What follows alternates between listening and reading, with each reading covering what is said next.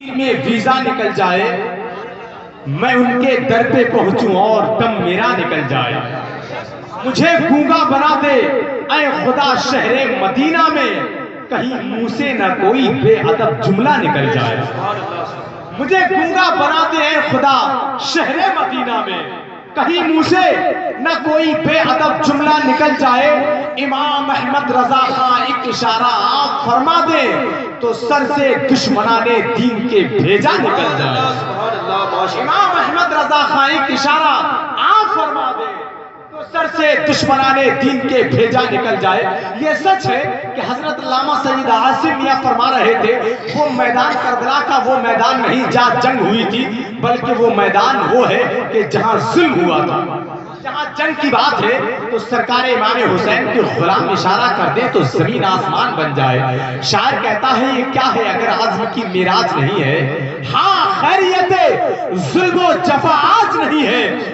سنتے ہیں کہ بے تیغ ہی لڑتا ہے سپاہی عباس تو ہاتھوں کا بھی محتاج نہیں ہے. سبحان اللہ سبحان اللہ. بہت ہے کہ بے تیغ ہی لڑتا ہے سپاہی عباس تو ہاتھوں کا بھی محتاج نہیں ہے. بس آپ ایسی خاموش رہے.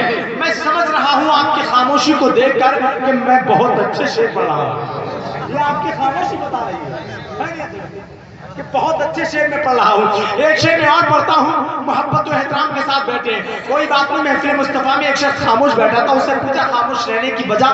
اس نے کہا پہلے وقت نے مجھے برباد کیا اب میں وقت کو برباد کر رہا ہوں. آپ بولیں گے تو یقیناً آپ کو ثواب ملے گا.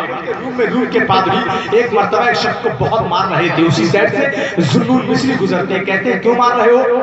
وہ کہتے ہیں اس کو مار مار کر ہم پاک کر رہے ہیں تاکہ یہ میرے گاڈ کا نام لینے کے لائق ہو جائے. ذوالنون مصری فرماتے ہیں بے وقوف کہیں کہ اس کو میرے خدا کا نام لینا سکھا دو خود بخود پاک ہو جائے گا.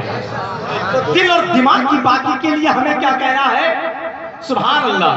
کتنے لوگ سبحان اللہ کہیں گے ذرا ہاتھ اٹھا کر بتائیں اور اونچی آواز میں بولیں سبحان اللہ. شعر میں پڑھتا ہوں. شاعر کہتا ہے کہ بچا کے شولوں سے عابد کو جا کے لائی ہے. سبحان اللہ. بچا کے شولوں سے عابد کو جا کے لائی ہے.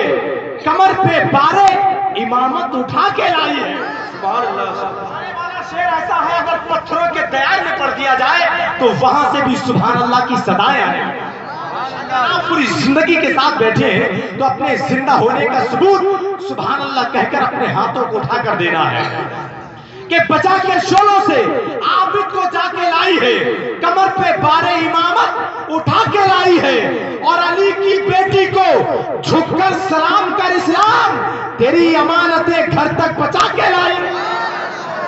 علی کی بیٹی کو جھک کر سلام کر اسلام.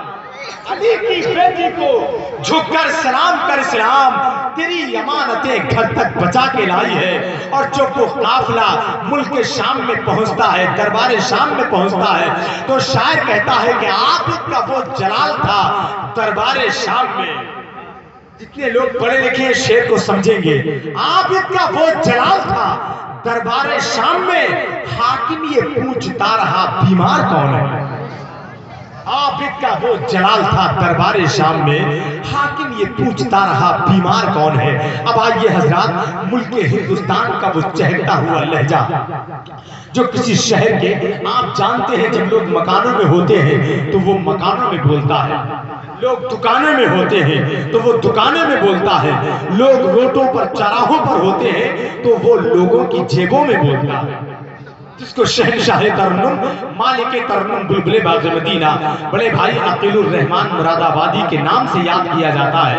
میں چاہتا ہوں خیر مقدم نعرے تکبیر رسالت کی فضاؤں میں کریں. پورا مجمع محبت کے ساتھ اپنے ہاتھوں کو فضا میں لہرا کے نعرے کا جواب دے.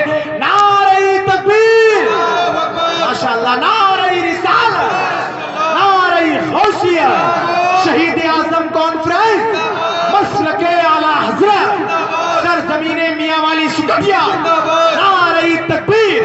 بس مصروں کے ساتھ کے برسوں کے انتظار کا انجام لکھ دیا. سبحان اللہ.